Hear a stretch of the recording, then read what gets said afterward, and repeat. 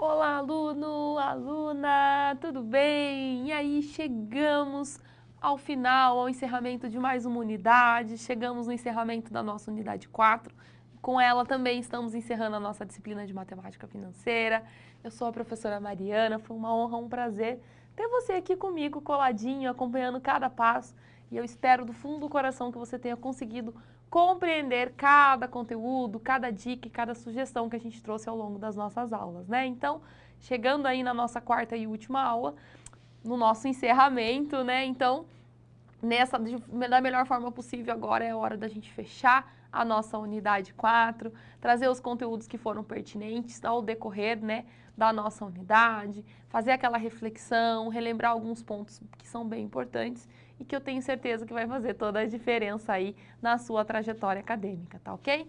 Bom, então vamos agora retomar os principais conteúdos, as principais fórmulas que a gente viu ao longo da nossa unidade 4. Vamos lá comigo?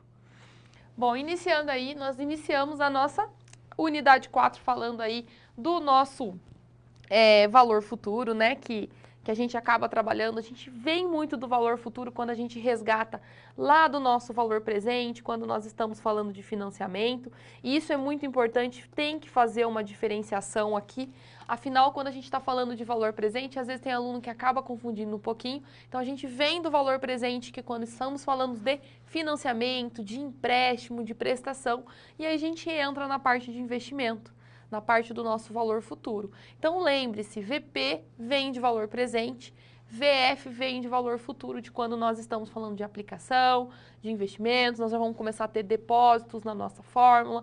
Importante que a gente saiba diferenciar, né? Porque às vezes tem aluno, eu já tive casos de aluno que confunde, que mistura, que às vezes o valor futuro é o valor que você vai resgatar, que você vai pagar no final de um financiamento. Não. Valor futuro para investimento, para aplicação. Valor presente para financiamento e empréstimo, tá? Então, fica bem alinhadinho isso. E em específico, na nossa unidade, a gente começou, deu início falando, então, do nosso valor futuro, que é a fórmula que eu vou retomar com você. Então, só relembrando, se eu quero o cálculo do valor futuro, a gente vai utilizar essa fórmula aqui, em que o VF é igual ao valor do meu depósito, né? Só um ponto importante, o valor futuro pode aparecer também como resultado da aplicação, do investimento, tá? O DEP, então, é o valor do nosso depósito, tá? Vezes 1, mais a minha taxa, que é a taxa de juro composto. Na fórmula, a gente precisa trabalhar com taxa unitária, tá bom? Elevado a N, que é a quantidade de depósitos que precisam ser periódicos e iguais, menos 1 dividido por I, então, que é a minha taxa de juro composto.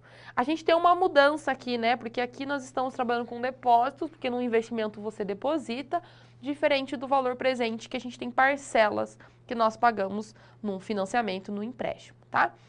E aqui, essa fórmula vai ser utilizada somente para depósitos periódicos e iguais, tá? Além disso, assim como a gente viu também lá no financiamento, aqui no investimento, aqui na aplicação, a gente também pode determinar a taxa que foi utilizada naquela aplicação.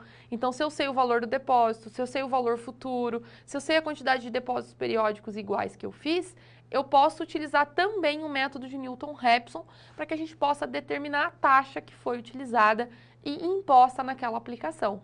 Podemos usar o método de Newton-Raphson, assim como podemos usar a nossa HP12C para esse tipo de cálculo, que é um cálculo um pouco mais complexo, tá? Temos as duas opções. Professora, não tenho HP12C? Não tem problema, você pode acessá-la online, de forma gratuita na internet. Nós temos vários simuladores, que só você digitar lá na busca HP12C online, que você vai conseguir, então, acessá-la e praticar, né, juntamente comigo.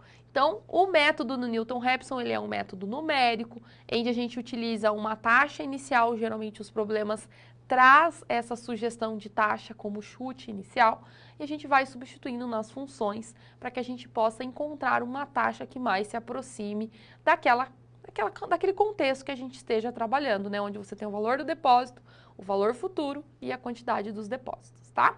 Vamos lá então para a gente retomar as fórmulas do método do Newton-Raphson. Então a gente precisa saber a função taxa, tá? Que é a função F. O que vai mudar agora? Que a gente tem valor futuro e tem valor de depósito, né? Lá no valor presente a gente tinha VP e tínhamos valor da parcela, né? Se a gente aplica a derivada aqui na minha função taxa, a gente chega na função marginal, que é a minha f', tá? E a f' nada mais é que o valor futuro dividido pelo depósito, menos n, que é a quantidade de depósitos, vezes 1 mais i, elevado então a n menos 1, tá?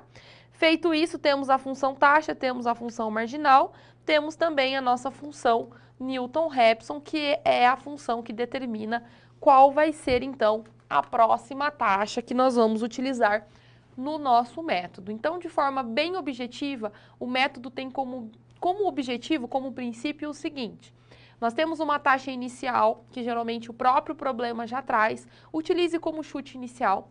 Essa taxa deve ser substituída na função f, juntamente com os outros valores que a gente tem naquele problema, naquele contexto. E se esse valor de f em módulo, que é um valor positivo, for menor ou igual que 0,0001, quer dizer que aquela é a taxa imposta naquele investimento. Se ela for maior, nós temos que determinar então a f', encontrar a próxima taxa a partir da função de Newton e sim começar todo o método novamente até que a gente encontre um valor da taxa que substituído na f em módulo vai dar então um valor menor ou igual que 0,0001, tá? Então o método ele parte desse princípio. Ah, professora, mas eu não quero trabalhar com método, então a gente tem a opção de trabalhar a partir da nossa HP12C. Vamos lá? Bom, na nossa HP12C, só a gente complementando antes de eu falar do saque, a gente pode também fazer o cálculo trabalhando com ela, colocando lá, digitando o valor futuro, CHS, FV. A gente tem passo a passo de como fazer o uso da nossa calculadora também nas nossas aulas, visto durante a nossa unidade. Então, você coloca o valor futuro, coloca o CHS, né? FV. Depois vai lá e coloca a quantidade de depósitos, coloca a tecla N. Depois você vai colocar o valor do depósito e a tecla PMT. E por fim, então, você clica na tecla I para que você determine o valor da nossa taxa, tá? Assim como a gente fez no financiamento, também existe a forma para determinar a taxa pela HP12C, pensando aí na parte de investimento e de aplicação, tá? Vimos então a parte de investimento, determinação da taxa, chegamos nos métodos, nos sistemas de amortização de financiamento que a gente utiliza no nosso dia a dia, o saque e o price. Vamos lá para a gente retomar a importância do nosso sistema saque, que é o sistema de amortização constante, caracterizado pelas suas parcelas apresentarem um comportamento decrescente, tá? Muito utilizado no financiamento na compra de imóveis. Então, essas são as 4 fórmulas para o sistema saque. Quando eu quero fazer o cálculo da amortização, sempre o valor financiado dividido pela quantidade de parcelas. Os juros sempre vai ser a taxa de juros multiplicada pela dívida anterior. A parcela nesse sistema vai ser a amortização mais os juros. E aí a dívida sempre vai ser a dívida menos a amortização. Vimos também o nosso sistema Price, que é o sistema francês de amortização. Nesse caso, as parcelas são sempre iguais e ela acaba tendo uma maior utilização no financiamento de veículos. Essas são as formulinhas que a gente trabalha no sistema Price para o cálculo de parcelas. Os juros aqui também sempre vai ser a taxa de juros multiplicado pela dívida. A amortização aqui já muda, vai ser a parcela menos os juros. E a dívida, então, neste caso, vai ser sempre a dívida anterior, menos a amortização, lembrando que aqui a amortização tem uma característica diferente. Então, se for sistema Price, essas são as fórmulas que a gente pode trabalhar.